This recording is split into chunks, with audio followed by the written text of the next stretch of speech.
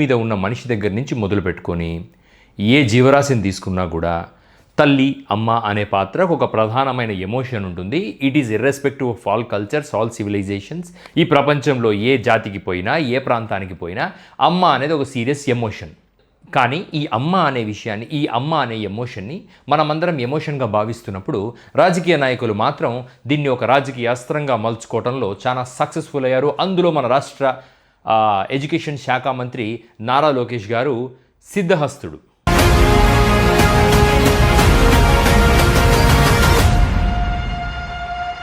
నిన్న అసెంబ్లీలో వాడివేడి చర్చ జరుగుతూ ఉంది. ఎలాగూ లెజిస్లేటివ్ అసెంబ్లీలో మన రాష్ట్ర ప్రయోజనాల గురించి కానీ, మన రాష్ట్ర బెనిఫిట్స్ గురించి కానీ, మన రాష్ట్రకు రావాల్సిన నిధుల గురించి కానీ, మన రాష్ట్రం చేస్తున్న అప్పుల గురించి కానీ, కేంద్ర ప్రభుత్వం మన మీద చూపిస్తున్న చిన్నుచూపు కానీ, కేంద్ర బడ్జెట్లో మన రాష్ట్రానికి రాని విషయాల పట్ల కానీ, ఆంధ్రప్రదేశ్లో లేని ఇన్ఫ్రాస్ట్రక్చర్ గురించి కానీ, ఆంధ్రప్రదేశ్లో సృష్టించబడని ఆంధ్రప్రదేశ్లో ఉన్న సమస్యల గురించి కానీ మాట్లాడే అవకాశం లేదు. ఎందుకు లేదు? ఎందుకంటే ప్రశ్నించడానికి ప్రతిపక్షం లేదు. ప్రశ్నించడానికి ప్రతిపక్షాన్ని అలౌ చేయని గవర్నమెంట్ది ఎంత తప్పో, ప్రశ్నించడానికి ప్రతిపక్ష హోదా ఉంటేనే వెళతామని ఆపి అసెంబ్లీకి వెళ్లకుండా అసెంబ్లీ ముందరే ప్లైకార్డ్ ప్రదర్శనలు చేసి వెళ్ళిపోయిన జగన్మోహన్ రెడ్డి గారిది కూడా అంతే తప్పు. బేసికల్లీ జగన్మోహన్ రెడ్డి గారు అసెంబ్లీకి రాకపోవటాన్ని వైఎస్ఆర్సీపీ పార్టీకి చెందిన కార్యకర్తలు కూడా, వైఎస్ఆర్సీపీ పార్టీకి చెందిన మీడియా కూడా చాలామంది తప్పు పడుతూ ఉన్నాం. మనం అది కూడా టీవీలో చూస్తున్నాం, ఆన్లైన్లో కూడా చూస్తున్నాం, సోషల్ మీడియాలో కూడా వైడ్ స్ప్రెడ్ కంటెంట్ ఇదే. ఇప్పుడు టీడీపీ వాళ్ళు ఎలా కామెంట్ చేస్తున్నారు? 11 నిమిషాలు, 11 సీట్లు, 11 రోజులు సంథింగ్. స్పీకర్ దగ్గర నుంచి అట్టడుగు కార్యకర్త వరకు అందరూ ఇదే మాట మాట్లాడుతున్నారు. వాళ్ళు మాట్లాడడంలో తప్పులేదు. ఎందుకంటే అధికారం అనుభవిస్తున్నప్పుడు అధికారంలో ఉన్న అహంకారము, బలుపు వల్ల మనం ఏం మాట్లాడుతున్నాం అనే దాని మీద కంట్రోల్ ఉండదు. వైఎస్ఆర్సీపీ అధికారంలో ఉన్నప్పుడు కూడా we have seen this. YSRCP పార్టీలో కొంతమంది ఎమ్మెల్యేలా బిహేవ్ చేశారు. ఎస్పెషలీ నేషనల్ లెవెల్లో పార్లమెంట్లో వైఎస్ఆర్సీపీకి చెందిన ఒక ఎంపీ గోరంట్ల మాధవ్ గారు, ఆయన పార్లమెంట్లో ఎలా బిహేవ్ చేశాడు, వాట్ వాజ్ హిజ్ ఎక్స్ప్రెషన్స్. పార్లమెంటుకు మన ఆంధ్రప్రదేశ్ ఎంపీలు వెళ్తున్నారు అంటే ఐ ఫీల్ వెరీ హ్యాపీ. ఎందుకంటే మన ఆంధ్రప్రదేశ్ గురించి నేషనల్ లెవెల్లో వాళ్ళ నియోజకవర్గాల గురించి నేషనల్ లెవెల్లో మాట్లాడే అవకాశం దొరుకుతుంది అనేది నా ఉద్దేశము, చదువుకున్న వాళ్ళ ఉద్దేశం ఎవరిదైనా సరే. కానీ గోరంట్ల మాధవ్ అనే ఒక ఎంపీ పార్లమెంట్కి వెళ్ళి ఆయన చేసిన బిహేవియర్ అనేది మనం అందరం పార్లమెంట్లో చూసాము. ఆయన మీదకి వచ్చిన అలిగేషన్స్ గురించి నేను మాట్లాడదలుచుకోలేదు. ఎందుకంటే అది అట్లాంటివి మాట్లాడడానికి మన కోసం అనేది రైట్ ప్లాట్ఫామ్ కాదు. కాబట్టి మనం మాట్లాడం. నిన్న అసెంబ్లీలో ఇలాంటి రాజకీయ నాయకులు ఉన్న సందర్భంలో కొద్దో గొప్ప మనకున్న హోప్ ఏంటంటే లెజిస్లేటివ్ కౌన్సిల్ ఎమ్మెల్సీలు, వైఎస్ఆర్సీపీకి చెందిన ఎమ్మెల్సీలు అక్కడ న్యూమరికల్గా లార్జ్ నెంబర్ ఉండడం వల్ల కనీసం అక్కడన్నా రాష్ట్రానికి సంబంధించిన సరైన చర్చ జరుగుతుంది అన్నది నా ఉద్దేశం.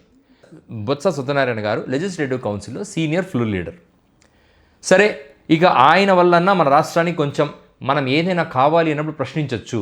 ఫర్ ఎగ్జాంపుల్ రాయలసీమకు రావాల్సిన లిఫ్ట్ ఇరిగేషన్ నీళ్లు, లేదా విద్యార్థులకు రావాల్సిన ఫీ రీయింబర్స్మెంట్లు, లేదా ఆడబిడ్డ నిధి అనే పేరుతో 1,500 రూపాయలు ప్రతి మహిళకు రావాల్సిన బకాయిలు, ఎస్సీ ఎస్టీ బీసీ హాస్టల్స్కి రావాల్సిన నిధులు, ఇటువంటి విషయాల పట్ల సమాజం గురించి మాట్లాడదామని ఆశగా ఎదురు చూస్తే లోకేష్ గారు ఏం డిసైడ్ అయ్యారు అంటే, అధికారం రావడానికి నాకు అమ్మ సెంటిమెంట్ ఉపయోగపడింది, అధికారంలోకి రావడానికి నాకు నా తల్లిని అంటావా, ఎన్టీ రామారావు బిడ్డనంటావా, చంద్రబాబు నాయుడు గారి భార్యనంటావా, నన్ను నేను అంటే లోకేష్ను పప్పు అనే స్టేజ్ నుంచి ఒక రస్టిక్ నాయకుడిగా ప్రొజెక్ట్ చేసుకోవటానికి ఒక ప్లాట్ఫామ్ అనేది ఈ తల్లి సెంటిమెంట్ నుంచి లోకేష్ డిరైవ్ చేసుకున్నారు. సో ఆయన యువగళం పాదయాత్ర ఈ మదర్ సెంటిమెంట్తో కాకుండా నార్మల్గా చేస్తుంటే ఆయనకు అంత వాల్యూ వచ్చేది కాదు.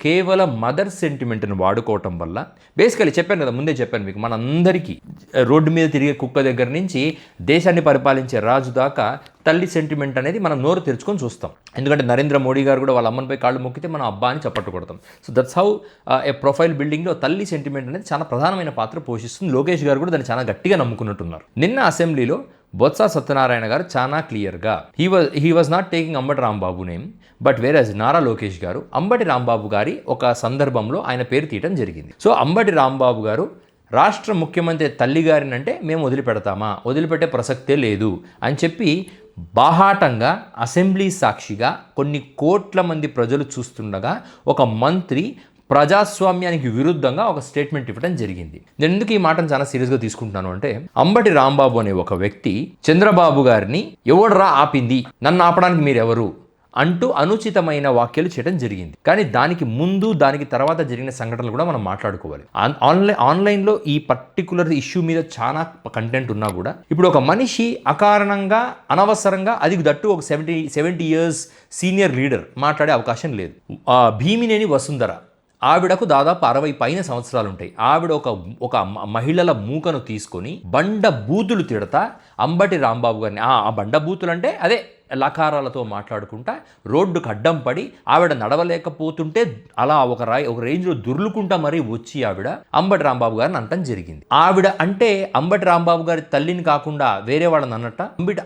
టీడీపీని రిప్రజెంట్ చేస్తున్న ఆవిడ సాక్షాత్తు సీనియర్ లీడరు, కాపు సామాజిక వర్గానికి చెందిన ఒక ముఖ్య నేత, గుంటూరులో ప్రముఖమైన వ్యక్తి, ప్రతి ప్రజల తరఫున పోరాడుతున్న ఒక వ్యక్తి అంబటి రాంబాబు గారిని స్ట్రైట్గా వాళ్ళ అమ్మగారిని ఉద్దేశిస్తూ బండ బూతులు తిట్టినప్పుడు అంబటి రాంబాబు గారు ప్రతిఘటిస్తే when he was retorting that ఆయన తన కారులో ఉండి అరుస్తున్నప్పుడు వాడెవడో మైకు పెడితే నోరు దగ్గర అది వినపట్టడం వల్ల ఆ ప్రతిఘటనకు 50 పైన కేసులు పెట్టి అరెస్ట్ చేశారు. దాన్ని అసలు ఇది రాజకీయంగా ప్రేరేపితమైన కేసులు అని పిల్లోడిని అడిగినా చెప్తారు.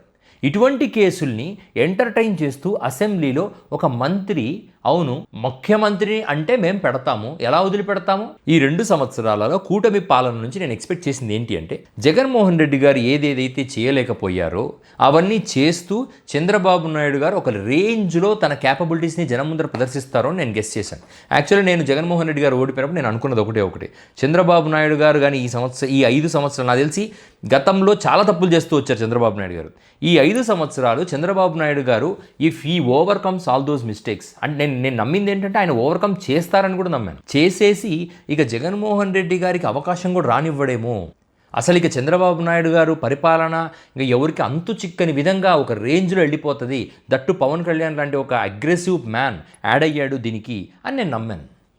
ఇంకా నారా లోకేష్ లాంటి యంగ్ అండ్ ఎనర్జెటిక్, ఎందుకంటే ఆయన చైల్డ్ ప్రాడిజీ. ఇప్పుడు చంద్రబాబు నాయుడు గారి ఇంట్లో ఎవరైనా సరే చైల్డ్ ప్రాడిజీసే పిల్లప్పుడు చంద్రబాబు నాయుడు గారి డిఎన్ఏ ఉంటే చాలు వాడు 10 సంవత్సరాలకే గిన్నిస్ రికార్డులకు ఎక్కుతాడు, 12 సంవత్సరాలకే ట్రంపు పింపు అందరిని ఎత్తి అవతల పారేస్తాడు, 20 సంవత్సరాలకి అమెరికా ప్రెసిడెంట్ అవుతాడు. ఎందుకంటే చంద్రబాబు గారి డిఎన్ఏలో అంత బలం ఉంది. అటువంటి చంద్రబాబు నాయుడు గారు ఇప్పుడు ఆంధ్రప్రదేశ్ని పరిపాలిస్తున్నారు. జగన్మోహన్ రెడ్డి గారికి ఇంకా నా దాదాపు 10-15 సంవత్సరాలు, అదే మన పవన్ కళ్యాణ్ అన్నట్టు 10-15 సంవత్సరాలు అవకాశం కూడా లేదు అని చాలా షాక్ అయినాను. ఐ వాజ్ జస్ట్ వెయిటింగ్ ఎలా ఉంటుందో పరిపాలన అని. కానీ మనిషికి ఉన్న 2 బలహీనతల మీద చంద్రబాబు నాయుడు గారు, పవన్ కళ్యాణ్, నారా లోకేష్ రాజకీయం మొదలు పెడతారని నేను నిజంగా ఊహించలేదు. It was quite shocking to me. ఎందుకంటే మనిషికి ఉన్న బలహీనతలు ఏంటండి? 1 మతం, 2 తల్లి. ఈ 2 మీద వీళ్ళు రాజకీయాలు చేయడం మొదలుపెట్టారు. అన్ఫార్చునేట్లీ పవన్ కళ్యాణ్, లోకేష్ లాంటి చైల్డ్ ఆర్టిస్టులు, అంటే రాజకీయాల్లో చైల్డ్ ఆర్టిస్ట్ ఎటువంటి పని చేసినా నేను ఒప్పుకుంటాను. కానీ చంద్రబాబు నాయుడు గారు he started pulling up the politics in the name of laddu, మతాన్ని వాడడం మొదలుపెట్టాడు. ఆయన ఏ స్థాయికి వెళ్ళిపోయాడు అంటే ఇంకా జనం నమ్మకపోతే నూరా అని ఒక 10 మందిని కూర్చోబెట్టుకొని ఒక 10 తలకాయలు అటు ఇటు వేసుకొని కూర్చొని, లేదు లడ్డూలో కల్తీ జరిగింది, లడ్డూలో బాత్రూమ్ కెమికల్స్ కలిపారు, ఇటువంటి అంటే అశుద్ధము, బాత్రూమ్ కెమికల్సు, అనిమల్ ఫ్యాట్సు, ఇంకా ఇటువంటివన్నీ కలిపేశారని చెప్పడానికి ఏమాత్రం తడబడలేదు చంద్రబాబు నాయుడు గారు. ఇక నారా లోకేష్ అవకాశం దొరికినప్పుడల్లా మా అమ్మనంటారా, మా నాయనమ్మనంటారా, మా అమ్మమ్మనంటారా, అమ్మనంటే వదిలిపెట్టను, అమ్మనంటే నారా లోకేష్ గారు మీకు తెలుసుకోవాల్సింది ఏంటంటే మీరు అద్దాల మెడలో ఉండడం వల్ల మీకు తెలియట్లేదు. సమాజంలో మీరు అద్దాల మెడ నుంచి బయటికి రండి, అందరూ రోజు పొద్దున్న లేస్తే పొగిడేదమ్మనే తిట్టేదమ్మనే.